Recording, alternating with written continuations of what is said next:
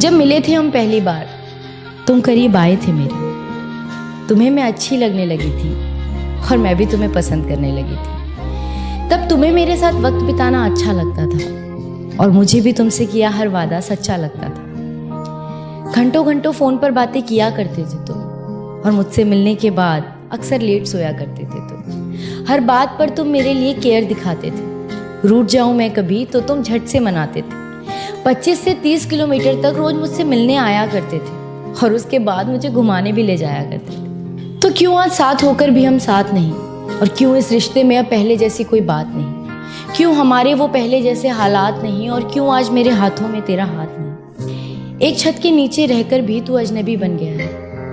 पता नहीं तू अचानक इतना क्यों बदल गया है। ऐसा नहीं कि मैंने तुम्हें समझाने की कोशिश नहीं की, पर कभी तुमने ही ये रिश्ता बचाने की कोशिश नहीं की। एक अरसे से जिंदगी को ऐसे ही एडजस्ट कर रही थी और जो हो रहा था मेरे साथ उसे बेमन से एक्सेप्ट कर रही थी, और तू मेरी इसी बात का फायदा उठा रहा था। मैं दिल लगा रही थी, तू दिमाग चला रहा था। पर कब तक इन रिश्तों को घसीटा जाए? जहाँ चलना भी हो मुश्किल, वहाँ भला कैसे दौड़ा जाए? पर अब सच बताऊं तो बहुत थक चुकी हूँ मैं, और इस घिसी पिटी जिंदगी से पक चुकी हूँ। मैं जानती हूँ कि मुझे कोई समझ नहीं पाएगा। टूटा था पहले भी ये दिल, एक बार फिर से टूट जाएगा। पर इस बार मैं खुद से एक वादा करूंगी, दूसरों से कम और खुद से प्यार ज्यादा करूंगी। मैं हंसती रहती हूँ अक्सर, इसलिए कोई जान नहीं पाता, और इस हंसी के पीछे का दर्द कोई पहचान नहीं पाता। अब किसी को इतना पास नहीं लाऊंगी मैं, अब किसी को इतना पास नहीं लाऊंगी मैं, और किसी को इतना खास नहीं बनाऊंगी मैं। और जरूरी नहीं कि जबरदस्ती रिश्तों को निभाया जाए, झूठी मुस्कुराहटों से बेमतलब सबको हंसाया जाए।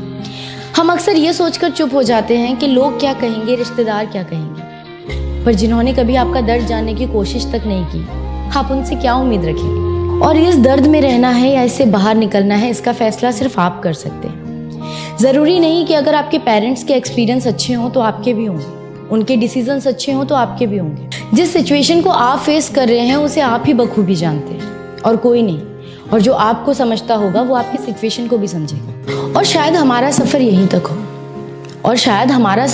तक हो, ये सोचकर अच्छी मेमोरीज को अपनी डायरी में रखकर उस चैप्टर को बंद कर देना चाहिए। क्योंकि हो सकता है आपकी किताब में कहानी नहीं किस्से हो, और अगर आप चाहते हैं कहानी लिखना तो आपको अपनी कहानी का मेन हीरो खुद बनना होगा। क्योंकि अगर आप किसी और को अपनी कहानी का मेन हीरो बनाएंगे तो आपकी कहानी अधूरी रह सकती है, लेकिन अगर आप खुद अपनी कहानी का हीरो बनेंगे तो आपकी कहानी जरूर मुकम्मल होगी। शुक्रिया।